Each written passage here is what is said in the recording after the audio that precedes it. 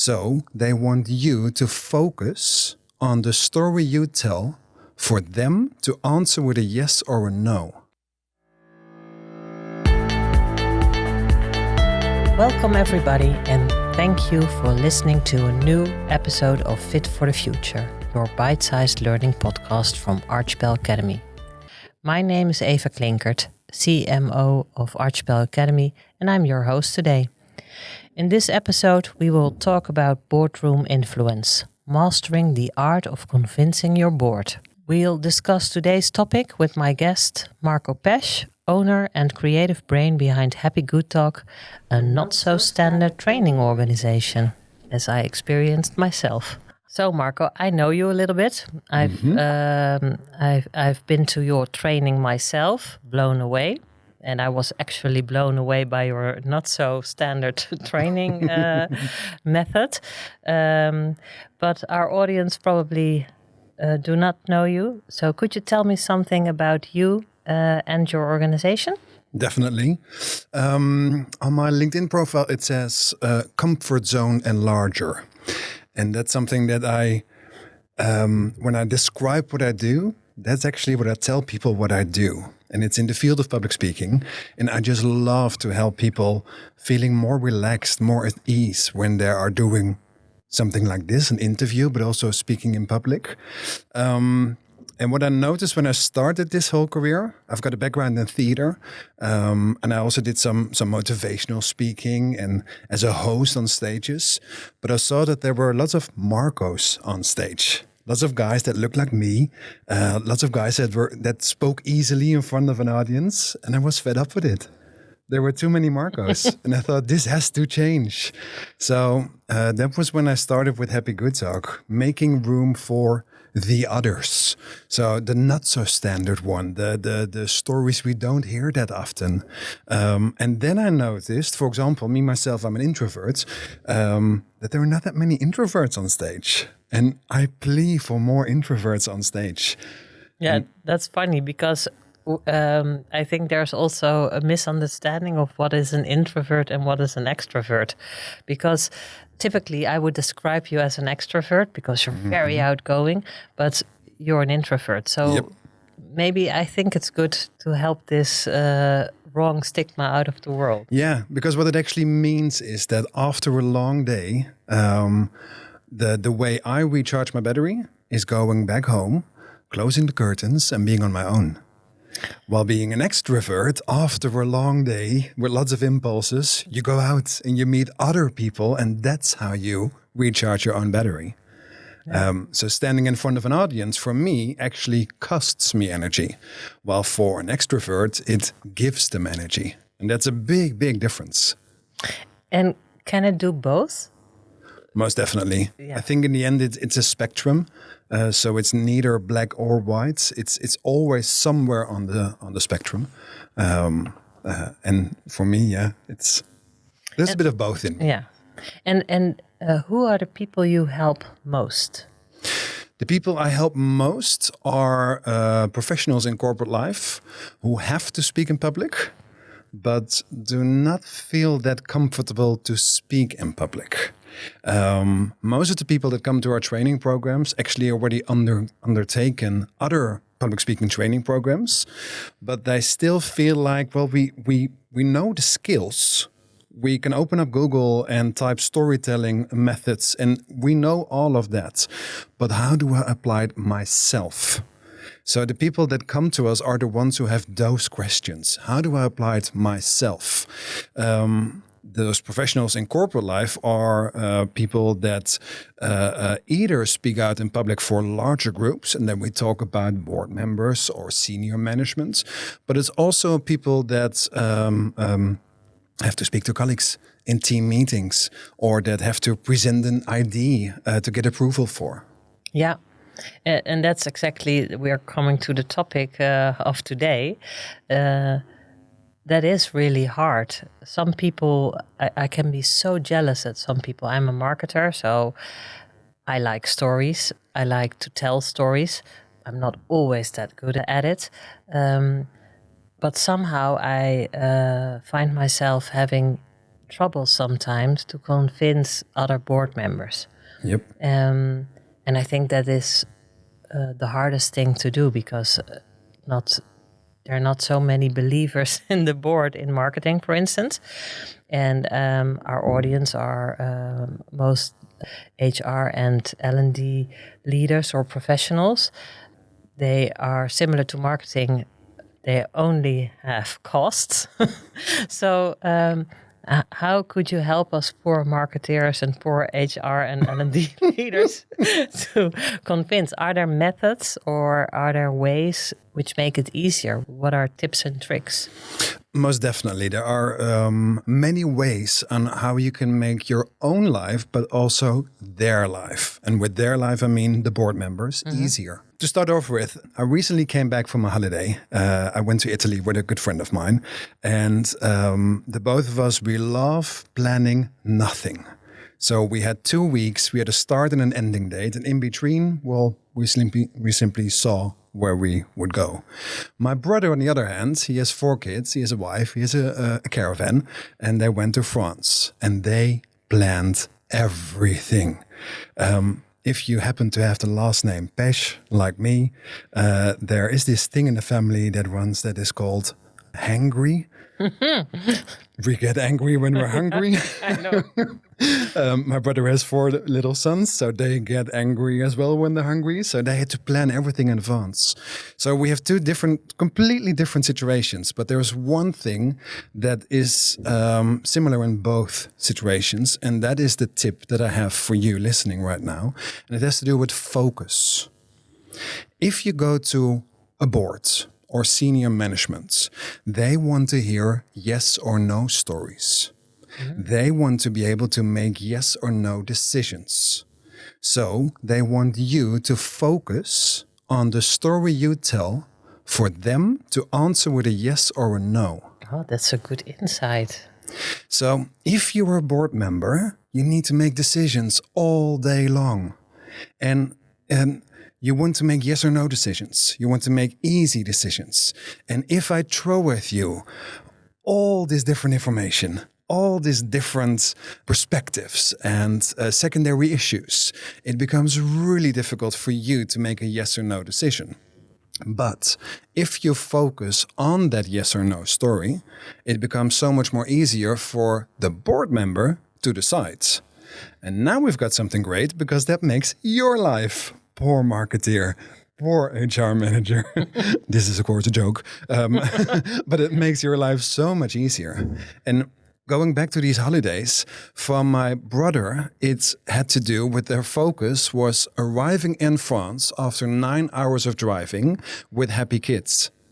So their entire preparation was about food and about the hour of arrival.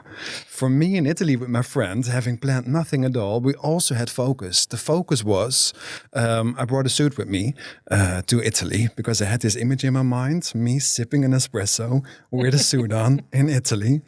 I forgot that it was 37 degrees and the suit is not wearable with these temperatures. But it had to do with focus. What do you want to tell? Yeah, very nice. I think it's a great insight. I can apply this immediately. Yep. Yeah. And I'm making this a reference to the holidays as there are different audiences. Yeah.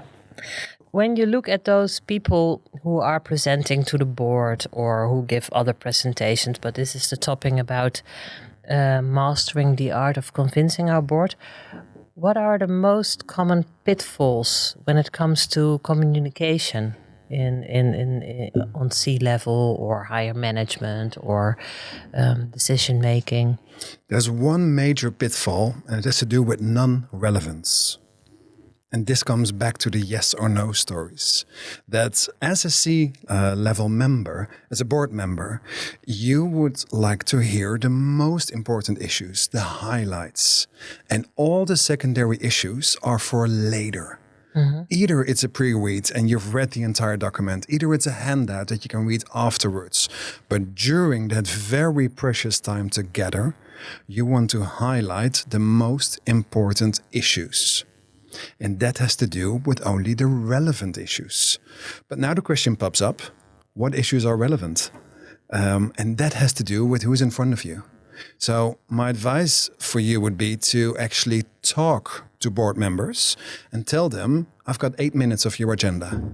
What is it you want to hear from me on Project X? If a board member isn't available, ask the PA. Ask somebody in the assistant level upfront on what it is that you can do to prepare better for those very precious 8 minutes of their agenda. Yeah. And is there like a step-by-step approach?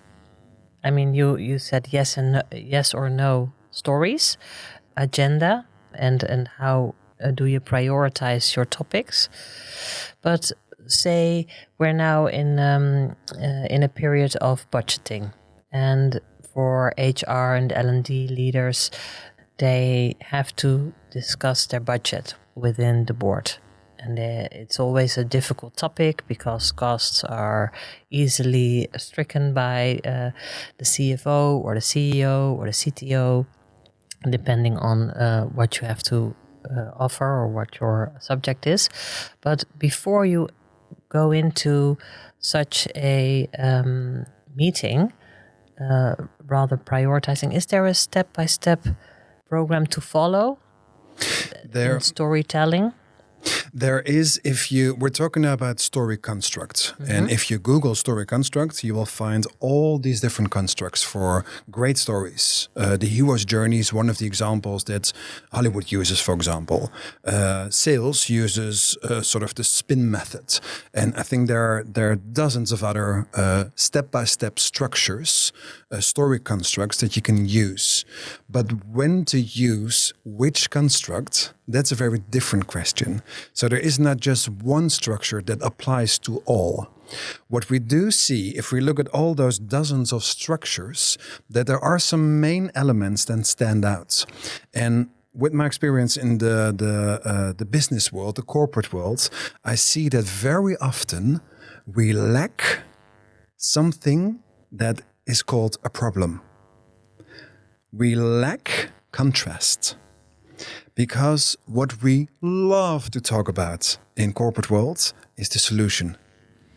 But we never talk about the problem. What we know from storytelling, the art of persuasion, is that we need contrast. And problem versus solution is contrast. If we only talk about the solution, what for? What are we solving? Exactly. Yeah. So what we often see, and that is all that's all to be found back in all of those story structures, that we can focus more on problems. And of course now it depends on where you're at your story, where you're at with your company, on how big the problem is. For some stories, if we talk about sustainability, for example, some companies that are in the field of sustainability, like Too Good To Go, an app for food waste, everybody knows that wasting food is a bad thing. So we do not have to talk very often about the problem. We need to state that wasting food is a bad thing, but that's it. But if we look at companies that are in the field of sustainability, for example, clothing, we need to discuss the problem about painting, so the coloring of your shirts or where the cotton comes from. We need to explain way more the issues and the problem involved before we can talk about the solution that comes at hand. Yeah, I totally understand.